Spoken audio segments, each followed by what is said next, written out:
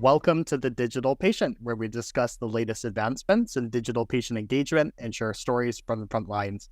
I'm your host, Alan Sardana, and with me as always is CMIO's CEO, Dr. Joshua Liu. Today we're joined by our very special guest, Dr. Rebecca Mishuris. Dr. Mishuris is a CMIO at Mass General Brigham. She's also a practicing primary care physician at Brigham and Women's Hospital. Dr. Mishuris, Rebecca, welcome to the show. Thanks very much for having me. It is so awesome to have you on the show today. Your path to becoming CMIO is very different than most of the CMIOs that we've had on the show before, in that you were into technology before getting into medicine. And so I'm really curious to start the conversation there. Like, where did this passion for technology come from? It's a great question. And actually, I first want to challenge that I'm amazed that any of us have the same path, because at least in the current generation of CMIOs, there was no path, right? We really had to chart it ourselves. Now there's much more of a path with informatics fellowships and things like that. And so I'm amazed that there's any sort of consistency at all between us. But I would say my own path probably is a product of my genetics and the time that I grew up in. And so I grew up around technology. Gadgets were very cool in my house. My father was in technology. And so that was just part and parcel of my life. And then I was in college during the dot-com bubble. And so that was certainly kind of an area of interest of mine and many of my peers as well at the time. I was not super interested in the kind of volatile world of startups, which maybe was a good thing when the dot-com bubble burst, but really went into the technology side from a strategy and implementation consulting perspective. That was really how I got into it in the first place. Yeah. Amazing. And then somewhere down the road, I mean, you were a consultant in that field for maybe a couple of years, and then something pushed you towards medicine, and in particular, internal medicine. So I'm curious, what was that? So a lot of the consulting I was doing was actually with what I'll call public sector systems or public sector entities. So everything from Department of Education to higher education universities to government. And the government entities I was consulting with were in public health.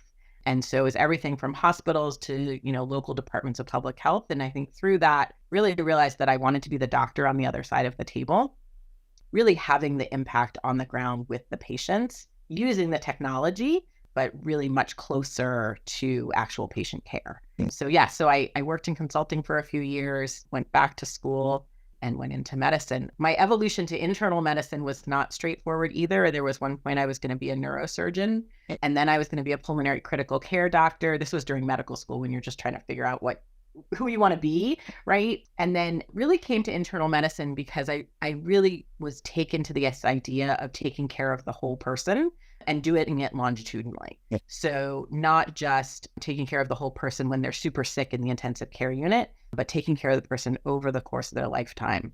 Not quite the course of their lifetime. I'm not a family medicine doc. I don't take care of kids, but at least longitudinally over the course of someone's adulthood.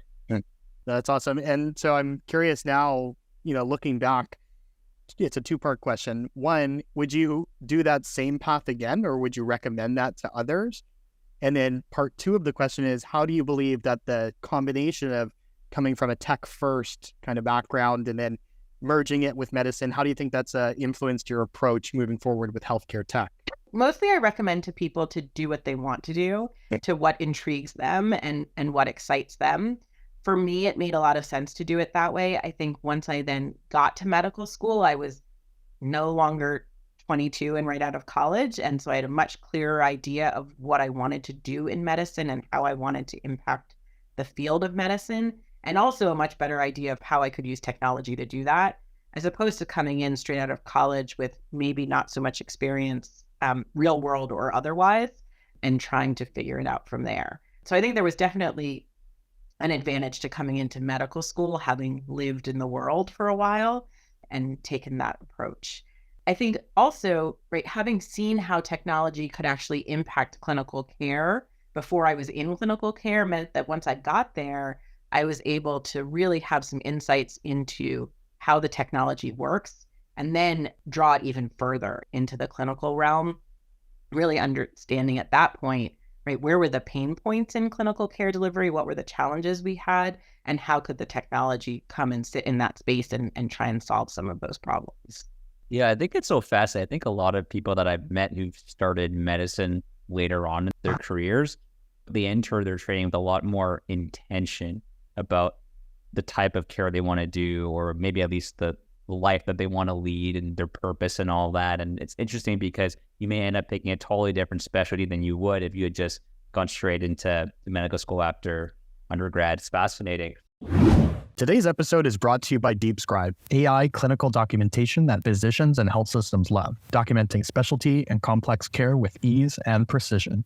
Josh, have you heard all the buzz around ambient AI and virtual scribes? Definitely. Clinicians are spending hours a day on documentation, so improving their day-to-day and reducing burnout is huge right now. You know, you and I have seen quite a few product demos for ambient this year, but I have to say, DeepScribe was one of the most impressive. Well, Josh, you trained as a clinician. What stood out to you most about DeepScribe? Well, using AI to transcribe and summarize the clinician-patient conversation is honestly table stakes right now. But a big challenge for CMIOs and CIOs is driving actual clinician adoption. So what really impressed me about DeepScribe is how well it can be customized to different specialties and workflows with dozens of templates as starting points. You know, that would be critical to me as a clinician because I just don't have time to build templates from scratch. So true. For me, I was particularly impressed by the auditable notes. You can highlight any part of a note, and then DeepScribe shows you exactly where in the transcript the note was generated from. So you can find that evidence right away. That builds trust. Oh, exactly. You know, being able to confirm that something wasn't hallucinated is so important for clinician trust and safety. Yeah, that same attention to detail that led to really high clinician adoption is also resulting with clinicians saving up to 75% of documentation time. Wow, that's incredible. But how is DeepScribe's accuracy with specialty care or complex cases? That's the best part. DeepScribe's proprietary LLM, Keel AI, is trained on over 3 million patient conversations. It's then further tuned by specialty and subspecialty cases, making it way more accurate than GPT-4-based solutions. Pair that accuracy with DeepScribe's customization studio to personalize the experience for different clinician preferences and workflows, and it becomes incredibly flexible. You know, Alan, speaking of flexibility, I could use some yoga myself. Flexibility is key when it comes to working with health systems with so many moving parts. DeepScribe sounds fantastic. Where can health systems learn more? About your yoga? I don't think they want to. But about DeepScribe, check out deepscribe.ai. That's deepscribe.ai to learn more. So, Dr. Mishuris, you know, it's a digital health podcast, so we have to get into the buzzwords a little bit. AI is a very hot topic right now among digital health leaders, but there's so many different use cases that you could tackle. It's endless. Curious your thoughts on what you believe is the low-hanging, highest ROI use case in AI for health systems right now, and then what use cases do you think maybe are a little bit overhyped in healthcare right now? There's probably a bit of hype to all of it, but I think, clearly there is a mechanism for particularly generative AI to start helping us in the kind of administrative burden space. That whether that's the clinician writing a note in clinic or a revenue cycle, folks on the back end looking at the billing and trying to make sure that the documentation fits with the billing or even just trying to reconcile billing that happens on the back end. So I think there's clearly a space there that is pretty real today, right? Where the technology can really meet the challenge that we have. And I think that there's definitely a lot of hype even in that.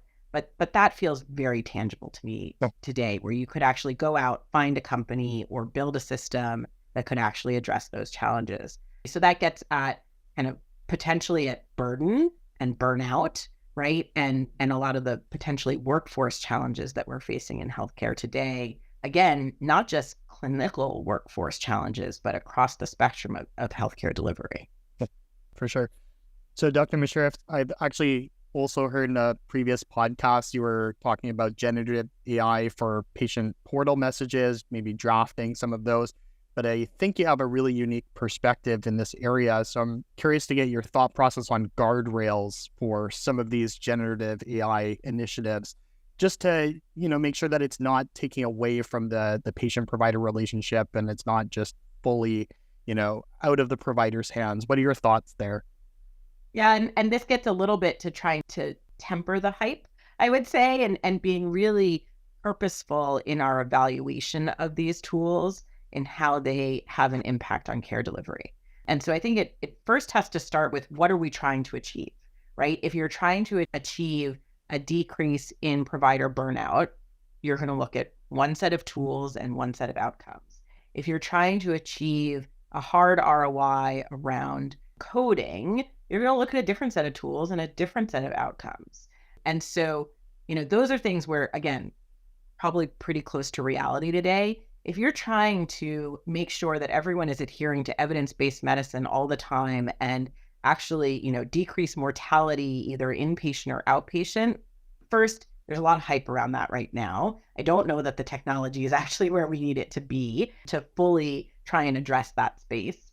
But again, you're going to look at a different set of tools and a different set of outcomes. And so taking a robust approach to the evaluation of the impact of the tools is where I start from, because these are just tools. They're just technology tools, right? They're another tool in my toolbox to try and address the challenges of healthcare. And so the same way that I would address what I'll call a static technology, right? Doesn't change over time. It isn't subject to drift, isn't subject to hallucination.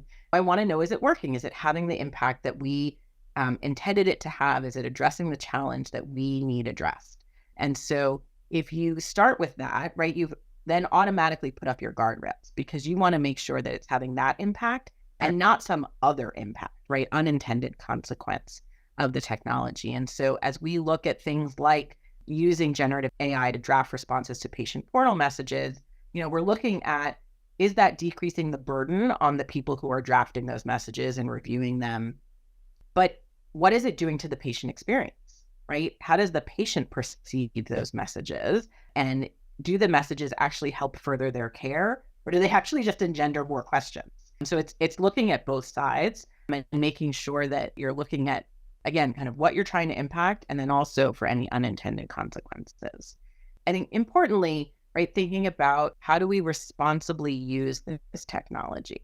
Again, same way you would think about any other technology, I think it's coming to light more in the generative AI space, because at some point it's a bit of a black box, right? Because at some point it actually does experience, we do see drift in models, we do see hallucination. It's not perfect, right? To some extent, we're trying to scale and robustly implement an innovative technology. We don't do that with most innovative technologies, right? Most innovative technologies, we go slow, we go carefully, you might take an act fast, fail fast, right, kind of approach, but you're not looking to scale it across hundreds of thousands of providers tomorrow. We're trying to do that with some of these technologies. And I think, taking this careful approach to evaluation will slow us down a bit, but make sure that we're not seeing those unintended consequences.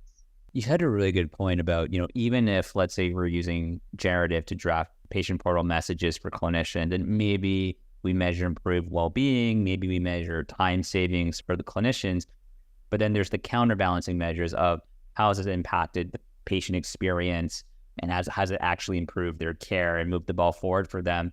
That's a great point. I'm kind of curious what you think might be the best ways to measure those counterbalancing metrics. So, for example, should health systems be measuring, and maybe they already are doing this, measuring satisfaction with patient portal responses and seeing that's changed, or what's the best way to help understand that we're not losing out on the patient-centered metrics as well? Yeah. I think you don't have to reinvent the wheel, right? We generally know how to evaluate patient experience. You use the same tools, you use the same questions, it's just targeted at a different aspect of their care now. And so actually people are looking at the AI generated portal messages and how patients perceive them. One study actually showed that patients thought they were more empathetic than the human, which you could imagine, right? Somebody who's burned out, who's responding to their 100th portal message that day, right, is going to maybe be a little bit less empathetic than the computer that is told to always be empathetic, never going to get tired, never going to get burned out. And so I don't think we have to reinvent the wheel in evaluating patient experience. And I think it's absolutely imperative that we do measure patient experience with the tools that are patient facing. The same way that if we were trying to implement a tool to impact clinical decision making, we would want to make sure that those are safe and producing the same or higher quality of care outcomes than the human alone.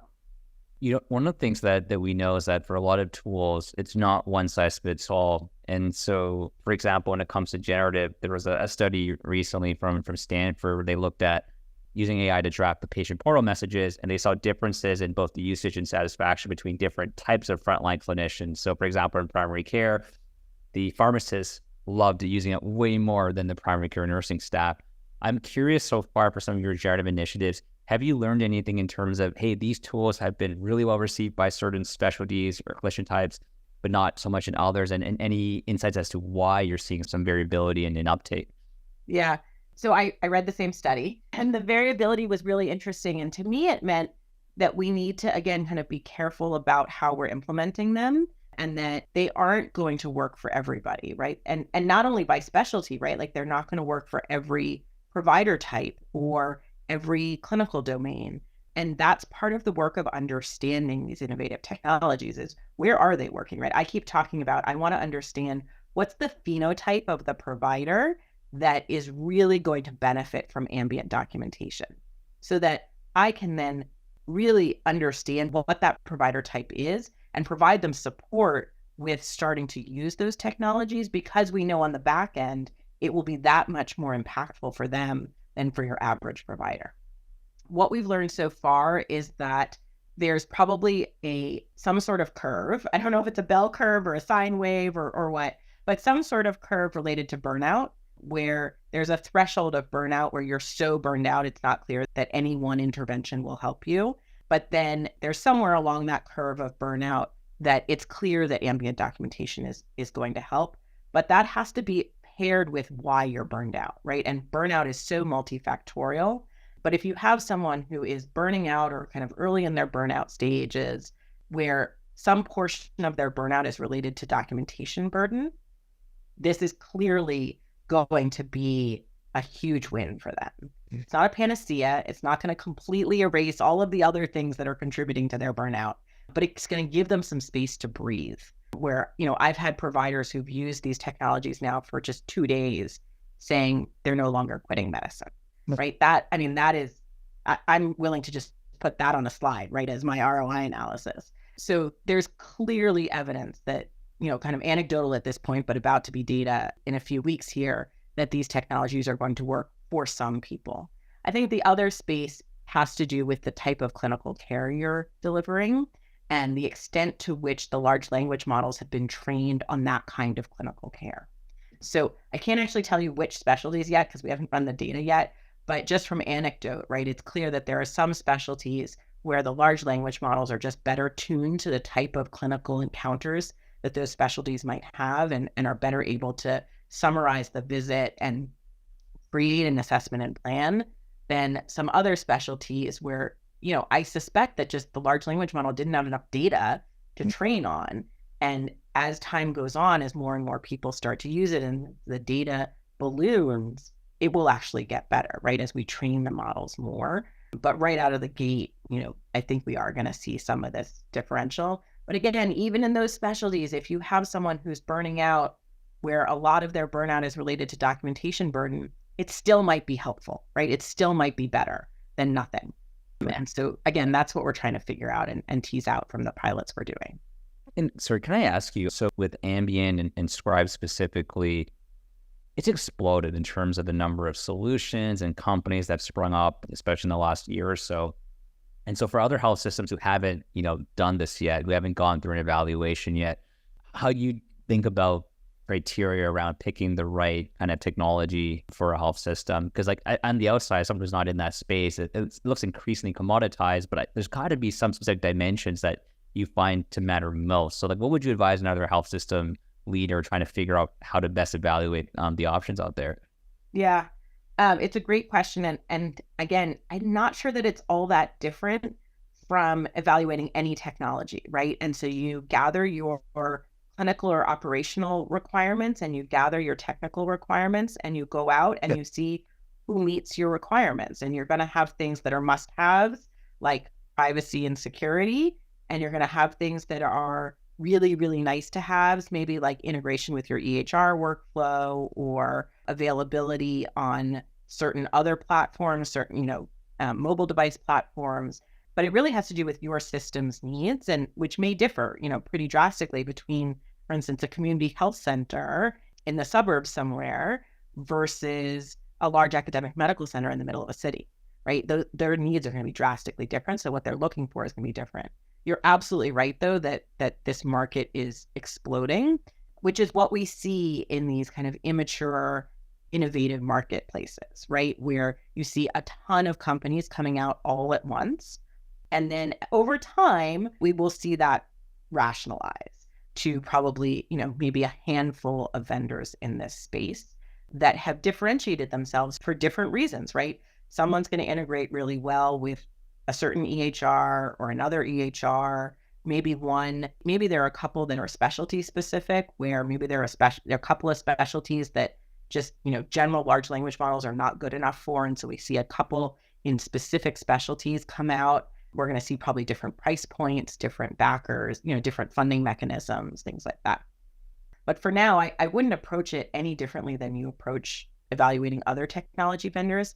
I think that there are a couple of things that are, again, specific to generative AI, which is what was the training data, right? What models underlie the actual generative AI product? What's their monitoring look like to make sure that they're not seeing a ton of hallucination, that the model's not drifting too far afield? And what is their privacy and security controls? And the only reason I say that's different than maybe some other technology you would look at is because of the vast amounts of data that get generated from ambient technologies, from generative AI technologies in general. And so I think we are always looking for the highest security and privacy of our patients' data and our own data. But I think that becomes even more important as we talk about the exponential amount of data that's required for generative AI systems. In a sense, it's important for these leaders to have clarity on what are our objectives, what are our must-haves, nice-to-haves, and so forth, and tailor accordingly. It makes a ton of sense. Yeah. So Rebecca, you brought up the idea of clinician burnout and it being multifactorial. And I think that is so true. I've heard you previously share that you believe EHRs are often the face of burnout, but maybe not the root cause. And so I'm curious, at what point do you look at technology solving these issues versus a non-tech solution? What are your thoughts on addressing more of the root cause of burnout? Yeah, I think importantly, as you mentioned, right, there is no single root cause of burnout. It is multifactorial for basically everybody. Usually there's maybe one or two drivers that are more important than others in causing someone's burnout. But overall, it's a multifactorial challenge that we're facing. And yes, I have been known to say that EHRs are the face of many of the drivers of burnout. So if you ask a clinician just in conversation, what's the cause of their burnout, they might say the EHR. But if you dig down, you'll realize it's a regulation that's requiring them to do something in the EHR. It's the fact that they just lost a medical assistant who used to do X, and now the provider has to do it. Right? So it's not necessarily the technology itself, it's what that technology is representing. To that end, we can actually use technology to try and solve some burnout, but I don't ever think that technology alone is going to be able to do that. The same way that the drivers of burnout are multifactorial, the solutions also have to be multifactorial. And so in the same way that we think about people, process, and technology, I think we have to think about the clinical space, the operational space, and the technology space, the technology solutions, and bring all three of those to the table to really try and start tackling the burgeoning problem that is burnout. And so again, it's never just going to be technology, right? It has to be technology with the clinical and operational processes around it, and the people, quite honestly, as well. But I obviously believe in the technology. So. Well, I mean, you have to in your role. Yeah. I mean, it's good. It's good to have some amount of skepticism, right, and questioning. But I think there is absolutely a role for technology in trying to address burnout. But I think we also have to be careful, right? It's a double-edged sword. Technology has clearly also caused some burnout, so we need to be careful that we're not kind of falling victim to that either.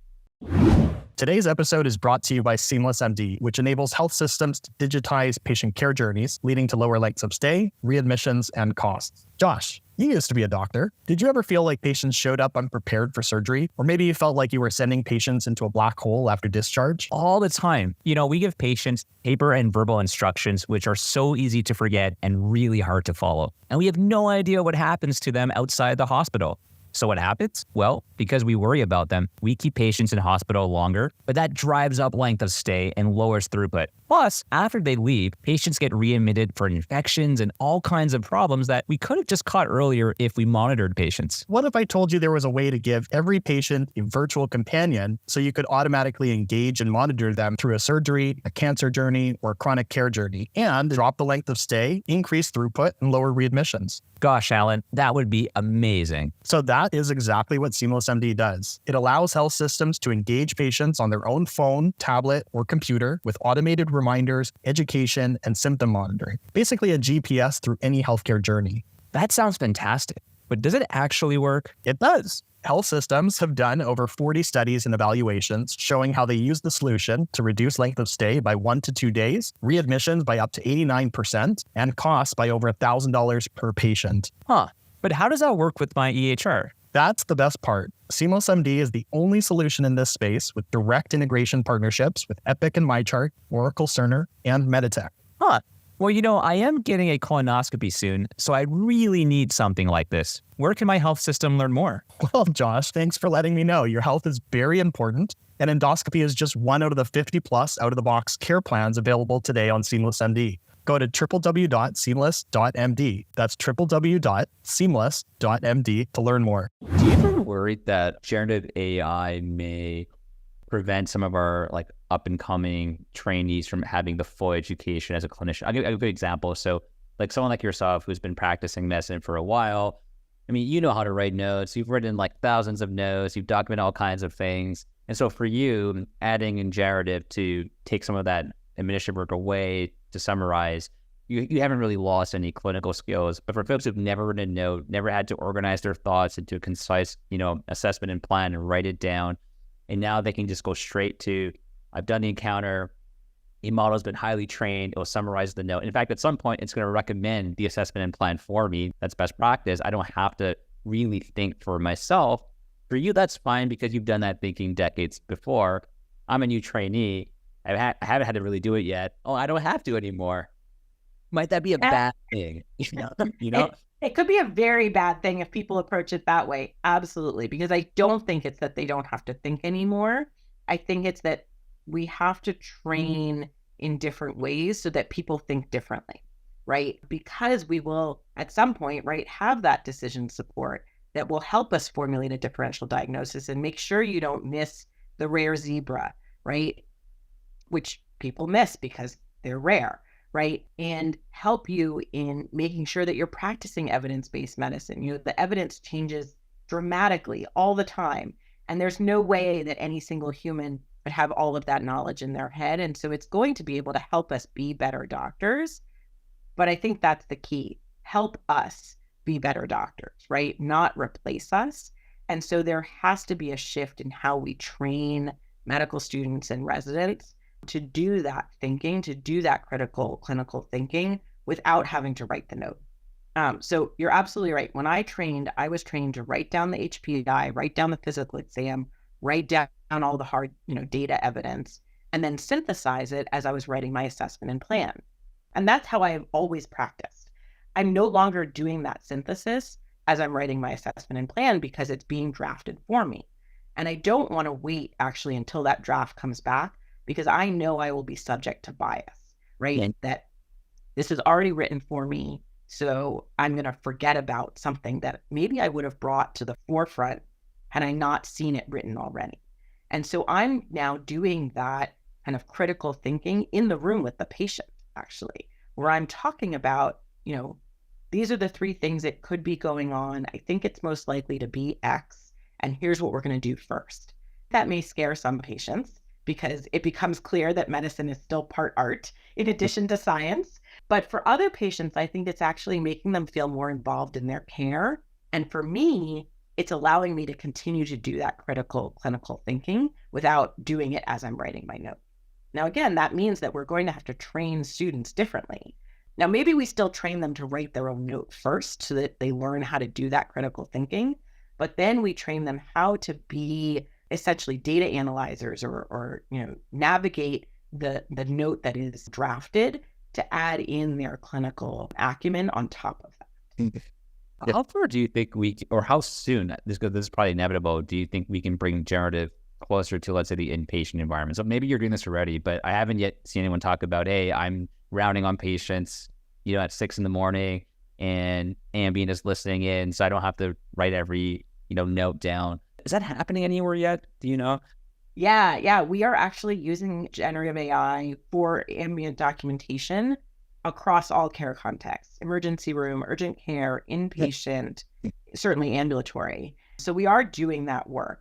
Again, not clear if it'll pan out yet in that inpatient space. There have definitely been some people who have said that it's helpful for an initial admission, maybe less helpful during daily rounds, but that may also be how we're trying to use it, right? We're trying to use this product that was really initially developed. And when I say initially developed, it was like a year ago, right? Like we're not talking a long time ago, but initially developed for the ambulatory space, and we're trying to fit it into the inpatient space. And so maybe the inpatient ambient documentation, maybe the technology needs to be a little bit different. Maybe the process needs to be a little bit different. And so I think we're still very much in the early stages of working through that. But I absolutely think it will be in the inpatient space. It just may look different than how we are using it in ambulatory, where, I take my phone out, I ask the patient if I can use this technology, and I, turn it on basically, and I just kind of let the phone sit on the desk. And then at the end of the visit, I stop it and my notes in the EHR. It may be a very different process that we need to use to be able to take full advantage of the inpatient space. I mean, probably the future, you have microphones built into the room. I mean, obviously, like patient consent and you can turn it on or off or all that. But I'm guessing at some point you won't have to take your phone out. Yes. Yeah. No, I mean, at some point I won't have to take my phone out. At some point, right, it'll know when the visit's over. I won't actually have to hit stop recording. But, again, what's the comparison? The comparison is my writing my note myself. So taking my phone out and hitting start and stop, not a big deal. Yes, absolutely. It's still a big leap forward. Yeah. Rebecca, I had a question for you around teaching and, instructing the next generation of healthcare professionals. I've heard you mention in the past how one of the main reasons why you love medicine is because teaching is at its core, and we're all teachers in the field. And so I'm curious, how does this passion translate to how you approach that next generation, and why is it important for you to maintain a certain sense of what you've learned and passed on to the next generation, and especially as now we integrate some of these new technologies into our practice and new workflows and everything? Yeah. So I do. I think it's incredibly important that we teach in medicine, right? It's how we all learned, and it's how the next generation will learn. If we don't pass down our knowledge, we just repeat the mistakes of the past. That's kind of like generally true in life, right? And so, to some extent, I purposely work in academic medicine where there is an environment of an imperative around teaching. I don't tend to say that I teach in the traditional sense of the word, meaning I don't stand in front of a class and teach them every day or every week. I teach hundreds of thousands of people every day through the technology that we implement. We certainly teach, thousands and thousands of people every day just through the training to use the technology.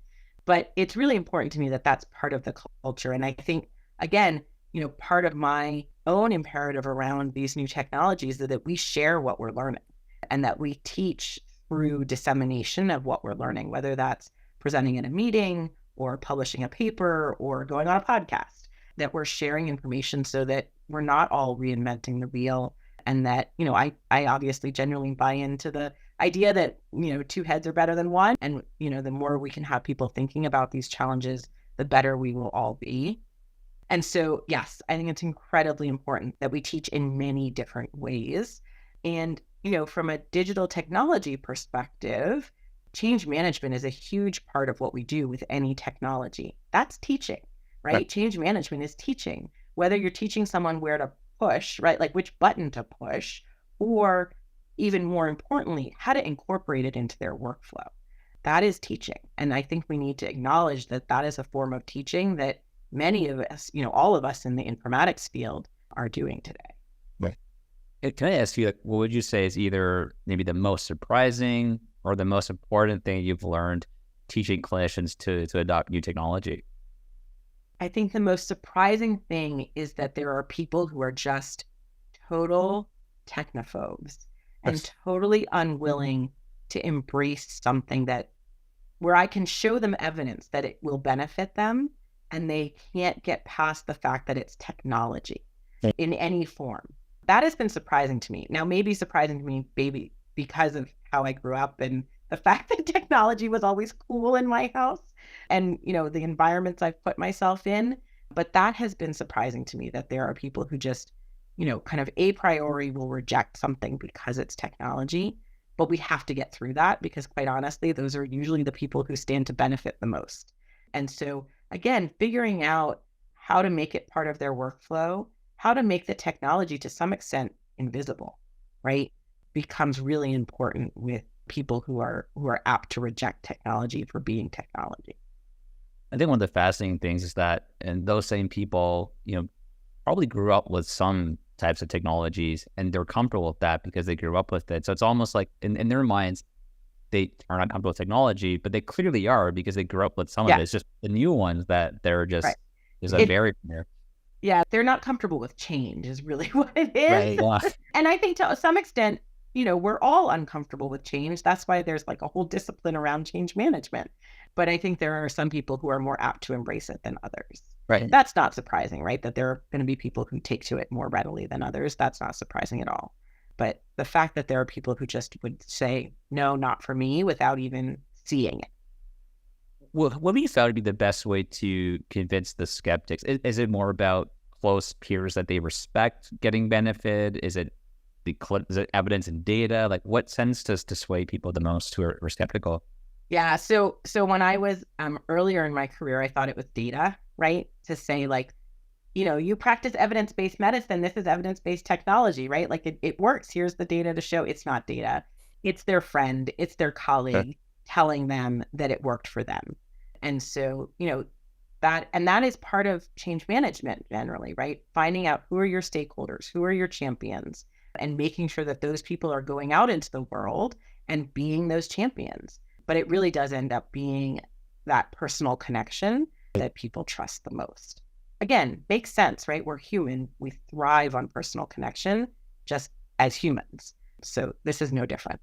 Right. It's funny because, I'm going to go into a consumer thing, so this is different than healthcare. But if you look at any major consumer products out there, there's not much data, but people look at Amazon reviews, Google reviews. Like, that's how I make assessments on some of these products.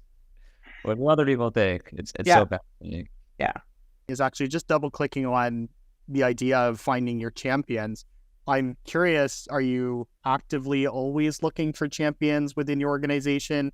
Are you looking to those who just raise their hand and they're saying they want to pilot something new? Or how do you find those champions that can really ripple across and convince some of the skeptics that you might have? Yeah, I am always on the lookout, right? So anyone that I meet, I kind of, you're talking to them, you're figuring out who they are, you're figuring out what they do, what they're interested in, and you can make an assessment about whether they're, going to be helpful in helping their peers take on some new, whether it's a technology or a new process, whatever, to be helpful in that space. So yes, always looking. I think oftentimes we then specifically look around a specific product or implementation. And, oftentimes it ends up being the leaders in clinical areas or amongst certain roles that become those champions. Oftentimes it's more important that it's not the leader actually, but maybe the leader can help you identify who the real champion can be or should be. And it's not always the person who raises their hand first. Sometimes it's the person who's a little bit reluctant and then uses it and has an amazing experience. That person is like the perfect champion, right? Because they convinced themselves that this was good and helpful and was going to be an improvement. And they're that much more able to then help their colleagues through that process. Right. They would understand the skepticism to begin with. Yeah. Your best champions are like the known skeptics in the organization. because everybody knows they're skeptical, right? And so like, if they're convinced, then maybe I should be too. Yeah. Great point. Fair point. So Rebecca, just being mindful of your time, we're going to flip over to the Fast 5 lightning round. So this is 5 questions to get to know you a little bit better. The first question we have is, what is your favorite book or book you've gifted the most?